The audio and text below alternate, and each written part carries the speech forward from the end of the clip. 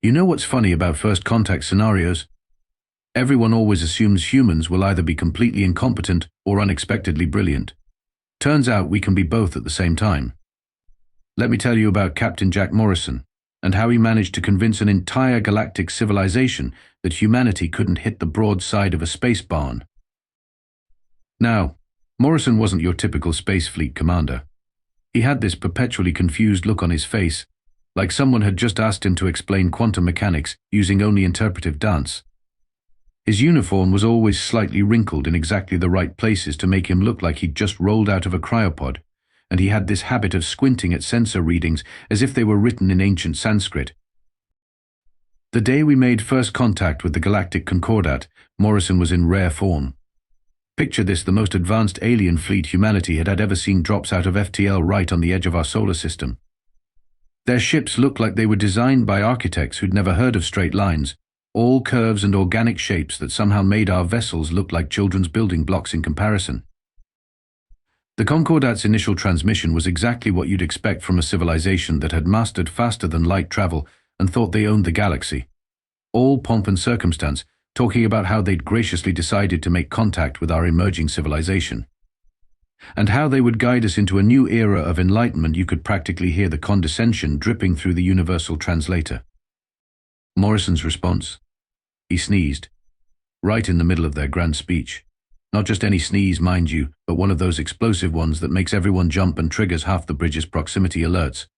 The Concordat's holographic ambassador actually flickered from the feedback. "Sorry about that," Morrison said, wiping his nose with his sleeve. "Space allergies. You wouldn't believe how much dust there is up here." He then proceeded to completely mispronounce their species name and accidentally activated our ship's windshield wipers, a feature that had been purely decorative until that moment. The Concordat was not impressed. Their ambassador, who called himself High Commander Vextalia, though Morrison kept calling him Tex, spent the next hour explaining how their civilization had united thousands of species under their banner of progress and enlightenment. Morrison nodded along, occasionally getting distracted by his own reflection in the view screen. It wasn't until the first weapons test that things got really interesting. The Concordat, in their infinite wisdom, decided to demonstrate their superior technology by setting up a small asteroid field for target practice. Their ships moved with perfect precision, their energy weapons reducing targets to cosmic dust with surgical accuracy. Then it was our turn. Morrison ordered our gunners to target the largest asteroid in the field. What happened next would go down in history as the beginning of humanity's reputation for having the worst aim in the galaxy. Our main cannon fired, the massive burst of energy sailing past the asteroid by what seemed like a ridiculous margin. It missed by so much that the Concordat's observers actually fell silent for a moment, probably trying to process how we'd managed to achieve space travel with such poor coordination. "Oops," Morrison said, scratching his head. "Must be those old Earth targeting computers acting up again. You know how it is with legacy systems." He then proceeded to miss 4 more shots, each one seemingly more incompetent than the last. The Concordat's response was predictably patronizing. They offered to provide us with basic targeting assistance and suggested that perhaps we should focus on simpler technologies before attempting space combat. Morrison just nodded along, promising to do better next time while somehow managing to look both embarrassed and completely unconcerned. What the Concordat didn't notice, what nobody outside of Earth's highest military command noticed, was the way Morrison's eyes tracked each missed shot with perfect attention, or how his seemingly random fidgeting with the control panel was actually inputting complex trajectory calculations. They were too busy laughing at the primitives who couldn't shoot straight to realize they were watching the opening moves of the longest con in military history. Word spread fast through the Galactic Concordat about the humans who couldn't shoot straight. Every time our ships encountered alien vessels, you could practically hear the snickering over the comm channels. Of course, that didn't stop them from graciously offering to teach us proper space combat techniques. Because apparently that's what advanced civilizations do. They patronize the new kids until they either shape up or give up. Lieutenant Dana Phoenix, Morrison's tactical officer, played her part perfectly. She was this brilliant woman who had graduated top of her class at the academy, but somehow managed to convince everyone she'd gotten her position through a clerical error. The way she'd furrow her brow at tactical displays and mutter, "Wait, which button makes the guns go pew?" was absolutely Oscar-worthy. The first real space battle came 3 months after first contact. A Concordat patrol caught one of our mining vessels operating too close to their claimed territory. Never mind that we'd been mining that asteroid belt since before we knew they existed. Suddenly we were the bad neighbors who didn't respect property lines. Morrison's response to their warning shots was to fire back with what looked like the worst targeting algorithm in human history. Our shots went everywhere except where they should have gone. Above the enemy ships, below them, behind them, one particularly impressive miss managed to look like we were trying to hit a completely different star system. "Would you look at that?" Morrison announced over the open channel, his voice carrying that special kind of cheerful incompetence that makes everyone else feel simultaneously superior and uncomfortable. "Seems our targeting computers caught that virus that's been going around. You know how it is with digital infections these days." The Concordat commander was so amused he actually offered to let us take a few more shots, just for practice. That's right, the enemy literally gave us permission to keep shooting at them, because they thought it was funny. Over the next few months, humanity's reputation for military incompetence reached legendary status. We became the galaxy's favorite joke. The Concordat even started recording our battles for entertainment purposes. Humans attempting combat became their equivalent of viral videos, complete with added sound effects and comedic commentary. But here's what they didn't notice: every single missed shot followed a precisely calculated trajectory. Each energy burst that sailed past its target was tracked and logged by Lieutenant Phoenix's malfunctioning sensors. Every battle ended with our ships retreating in what appeared to be embarrassed disorder, but always ended up in very specific positions relative to local gravitational fields. The Concordat's overconfidence grew with each encounter. They started sending smaller and smaller patrol groups to deal with human ships, considering us more of a nuisance than a threat. Their battle tactics became lazy, predictable. Why waste energy on complex maneuvers when the humans couldn't hit anything anyway? During one particularly memorable encounter, Morrison actually managed to convince them that our main weapon had been installed backwards. He spent 20 minutes firing in the completely wrong direction, while apologizing profusely about maintenance mix-ups and unclear assembly instructions. The Concordat ship's crew was laughing so hard they had to take a break from their standard intimidation routine. Behind the scenes, every member of Morrison's crew played their part flawlessly. Engineering would regularly report critical system failures that just happened to require us to reposition our ships in very specific ways. Navigation would blame solar winds for drift patterns that were actually precisely calculated. Even the ship's AI got in on the act, occasionally playing old cartoon sound effects over the comm system during particularly spectacular misses. The whole thing came to a head during what became known as the Arcturus incident. 3 of our destroyers encountered a Concordat battle group near the Arcturus jump point. What followed was such a spectacular display of apparent incompetence that the Concordat actually stopped shooting at us out of pity. Morrison's command performance that day included accidentally broadcasting his personal playlist instead of tactical commands, ordering evasive maneuvers that looked more like interpretive dance, and somehow managing to convince the enemy that our ship's waste disposal systems had been crossed with our weapons systems.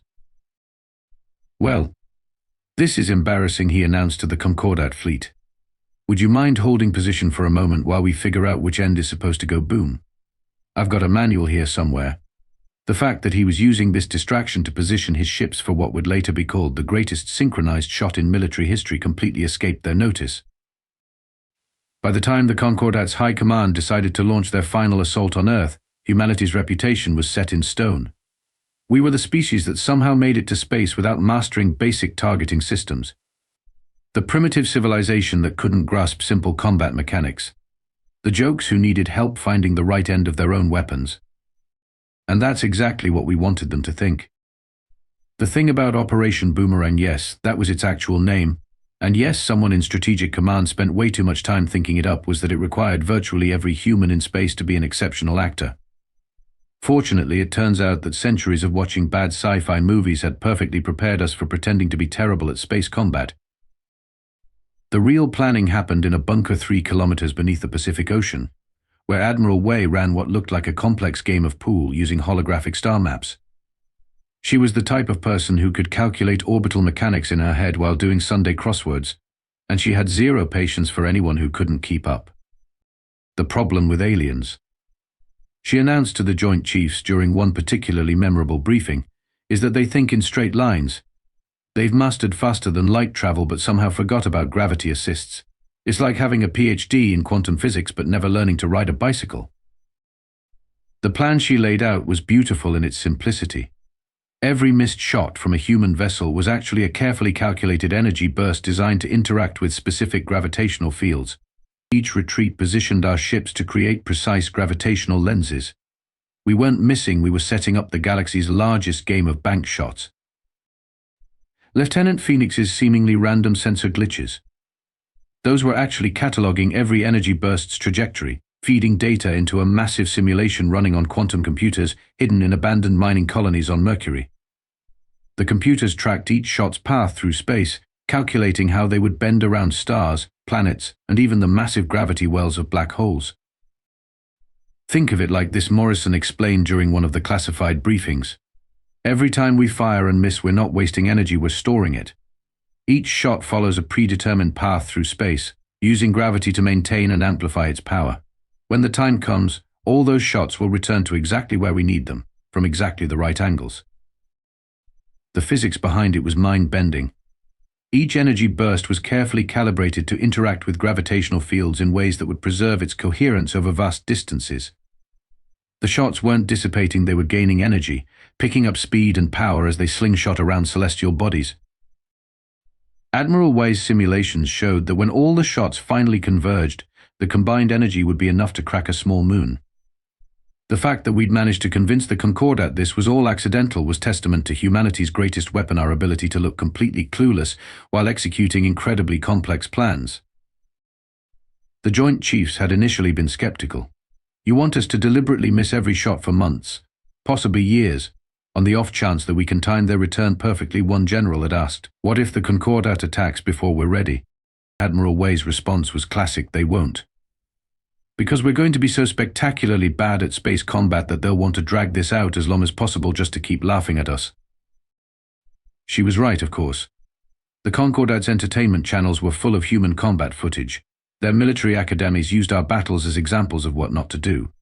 Their strategic analysts had actually created a new classification for human combat capability: adorably incompetent. Meanwhile, in secret facilities across the solar system, humanity's best physicists and mathematicians worked tirelessly to calculate and recalculate every trajectory. They accounted for everything from stellar drift to the gravitational effects of passing comets. The level of precision required was astronomical, pun absolutely intended. Morrison spent his off hours memorizing increasingly ridiculous excuses for missing shots. Sorry about that last one, my gunner was sneezing, became a personal favorite. Lieutenant Phoenix developed an entire collection of confused expressions specifically for alien encounters. The crew even started taking bets on which of their obviously fake technical malfunctions the Concordat would believe next. The whole thing nearly fell apart when one of the alien observers noticed that our random misses seemed to follow peculiar patterns. Fortunately, Morrison managed to convince them it was because human targeting computers ran on something called Windows 95, and the resulting alien confusion bought us another 3 months of preparation time. As the final pieces fell into place, Admiral Wei gathered the fleet commanders for one last briefing. The holographic star map now showed thousands of energy signatures, each following its own carefully planned path through space, all converging toward a single point in time and space. "Gentlemen," she said, her eyes gleaming with the look of someone about to deliver the punchline to the galaxy's longest-running joke, "I believe it's time to show the Concordat why you should never underestimate a species that grew up playing pool." The pieces were set. The trajectories were locked. All we needed now was for the Concordat to make their move, and thanks to our carefully cultivated reputation for harmless incompetence, they were about to do exactly what we wanted. The Concordat finally decided to put us out of our misery on a Tuesday. Because apparently even advanced alien civilizations believe Tuesday is the most appropriate day for invading primitive worlds. Their fleet dropped out of FTL in waves, each ship more impressive than the last, until the space around Earth looked like someone had emptied a container ship full of chrome Christmas ornaments into orbit. Morrison's reaction to the largest alien fleet in recorded history appearing on his doorstep was to spill coffee on his console and ask if anyone had seen his reading glasses. The Concordat commander's hologram actually did a double take at this response to imminent annihilation. "Attention, primitive human vessels," the alien commander announced, his voice dripping with the kind of superiority that only comes from absolute certainty in one's victory. "We have come to end this farce and claim your world for the greater good of the galaxy." "Oh, hey there," Morrison replied cheerfully, still dabbing at his coffee-stained uniform. "You caught us in the middle of routine maintenance. Would you mind coming back next week? Our main guns are all disassembled for their annual cleaning." The Concordat's response was to launch what they called their Mercy Barrage, a demonstration of overwhelming force designed to convince inferior species to surrender without a fight. The space around Earth lit up like a disco ball having an existential crisis. This was the moment we'd been waiting for.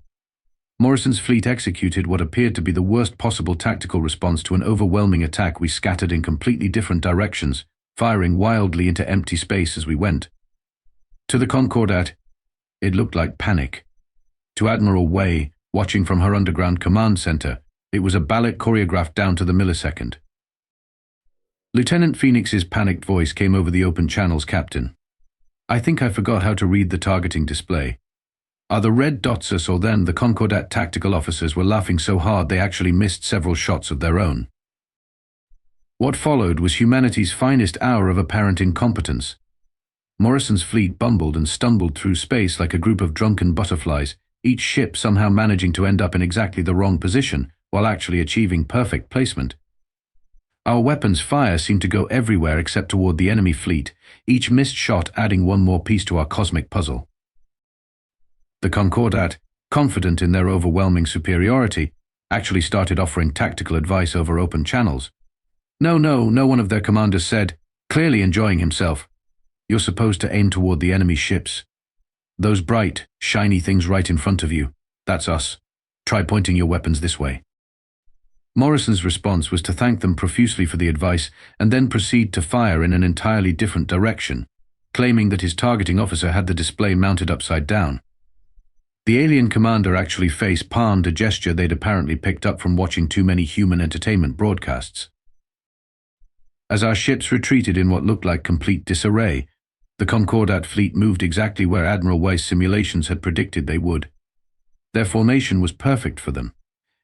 For us, it was like watching a group of master chess players accidentally arrange their pieces for a checkmate against themselves.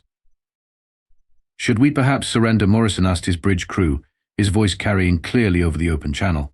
"I think I have a white flag in my quarters. Though it might be a bit wrinkled, we've been using it to clean the view screens."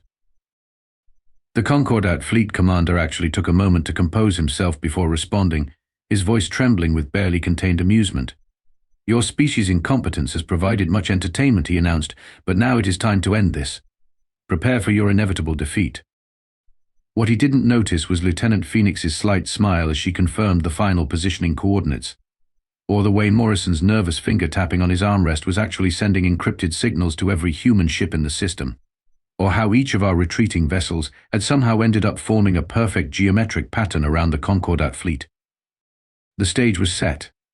The trap was ready, and somewhere deep beneath the Pacific Ocean, Admiral Way looked at her holographic display, saw thousands of energy signatures converging from all corners of the galaxy, and allowed herself a small smile. "Check," she whispered. "And mate." The first sign that something was wrong came from a junior Concordat sensor operator. He noticed an unusual energy reading approaching from the direction of Alpha Centauri, specifically from the exact spot where humanity had accidentally fired their first shot 3 months ago. The reading made no sense. It was too coherent, too focused to be random space debris or background radiation. Then another signal appeared, this one bending around the gravity well of Jupiter, and another slingshotting past Mars, and another, and another. On the bridge of his flagship, Morrison stopped playing with his coffee mug and straightened his perpetually wrinkled uniform. "You know," he said conversationally to the Concordat commander's hologram, "humans have this old game called pool. The trick isn't just hitting the balls, it's thinking about where they'll end up after they bounce off the sides." The alien commander's expression shifted from smug superiority to confusion as his sensor officers reported more anomalous readings. Energy signatures were appearing everywhere, each one following a precise trajectory that somehow matched the exact path of a missed shot from a human vessel. Lieutenant Phoenix's confused act vanished like morning dew. Her fingers danced across her console with practiced precision as she brought up a tactical display, showing thousands of energy signatures converging on their position. So she announced, her voice crystal clear and professional, Operation Boomerang is entering final phase. All trajectories are locked. Convergence in 3 minutes. The Concordat commander's hologram flickered as he processed this information. What? What is this? He demanded, his superior tone cracking slightly. What are these readings? Those, Morrison replied, examining his fingernails. Oh, those are all the shots we missed. Turns out we weren't missing at all, we were just taking the scenic route. Did you know that if you calculate the gravitational effects precisely enough, you can use entire star systems as lenses to focus and amplify energy weapons? Fascinating stuff. Lieutenant Phoenix here wrote her thesis on it. The alien commander's face went through several interesting color changes as the full implications hit him. Every missed shot from every human vessel over the past 3 months had been precisely calculated to return to this exact point in space and time. Each energy burst had been gathering strength as it curved around stars, planets, and black holes, building up power through perfectly planned gravitational assists. But your targeting systems, the commander sputtered. Your incompetence, we saw. Amazing what you can accomplish with a good acting coach, isn't it? Morrison grinned. Though I have to admit, spilling that coffee earlier wasn't entirely an act. These uniforms really are impossible to keep clean in zero gravity. On screens across both fleets, the tactical display looked like a work of art. Thousands of energy signatures approached from all directions, each one following a path that had been mapped out months in advance. The Concordat fleet sat at the center of it all, their perfect formation now revealed as a perfect trap. You should see this from our side, Lieutenant Phoenix commented, genuine appreciation in her voice. The mathematical modeling required to calculate all these trajectories was beautiful. We had to account for stellar drift, gravitational fluctuations, even the minute effects of solar wind. The amount of computing power required to model it all was staggering. Impossible, the Concordat commander whispered. No species could plan something this complex. The precision required. Oh, that's not even the clever part, Morrison interrupted cheerfully. The clever part is that each of these shots has been gathering energy as it travels. Every gravitational slingshot added to their power. By our calculations, they've each gained roughly. What was it, Lieutenant? Approximately 47,000% of their original energy, Sir Phoenix replied. Give or take a few 100% depending on their specific paths. The Concordat commander's hologram actually flickered as he turned to his tactical officers. The alien crew's movements had lost their casual superiority, replaced by the frantic energy of people realizing they'd badly underestimated their opponent. We mapped every significant gravity well in this sector of space, Morrison continued conversationally. Turned the entire galaxy into one giant pool table. Every shot we took was calculated to use those gravity wells to return to this exact point at this exact time. Want to guess how many shots are about to converge on your current position? The commander didn't need to guess. The numbers were right there on his tactical display, and they were terrifying. Would this be a good time to offer you the chance to surrender? Morrison asked politely. I think it's only fair since you gave us so many chances to practice our aim. The thing about watching thousands of energy beams converge on a single point in space is that it's a lot like watching fireworks in reverse. There's this moment of perfect silence as everyone holds their breath, followed by the most spectacular light show in human history. The Concordat fleet had exactly 15 seconds to decide their fate. Morrison, being the surprisingly gracious victor he was turning out to be, helpfully counted down the time using what he claimed was an ancient Earth ritual called Mississippi numbers. Look at it this way, he offered as the countdown reached 10. You can either surrender and get to tell everyone how you discovered humanity's true capabilities, or you can be remembered as the fleet that fell for the oldest trick in the pool hall. 14 Mississippi. 13 Mississippi. The Concordat commander's hologram had gone from smug to confused to worried to something approaching panic in record time.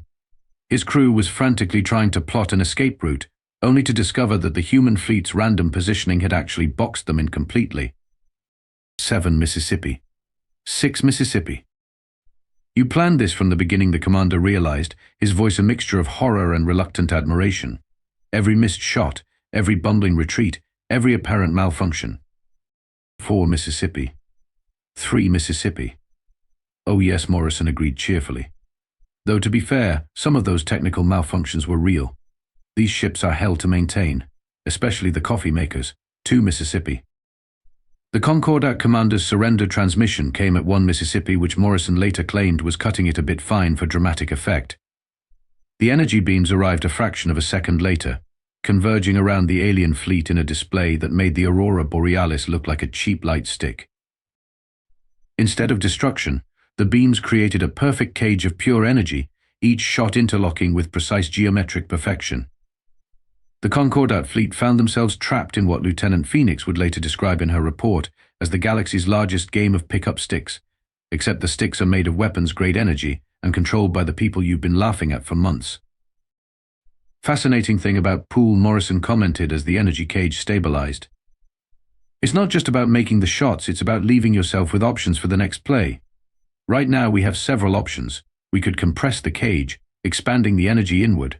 We could let the beams cross, creating a rather impressive explosion.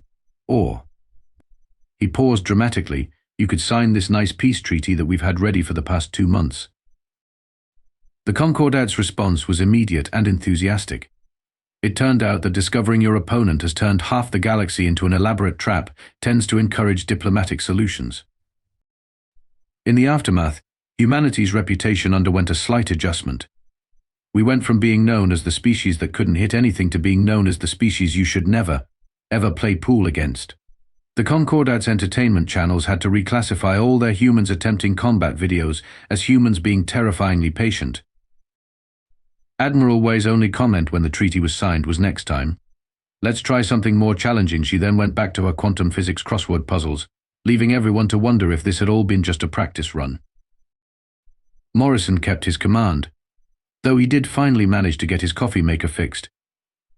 Lieutenant Phoenix became a lecturer at the Concordat's military academy, teaching a very popular course called Advanced Strategic Deception and Non-Linear Combat Trajectories.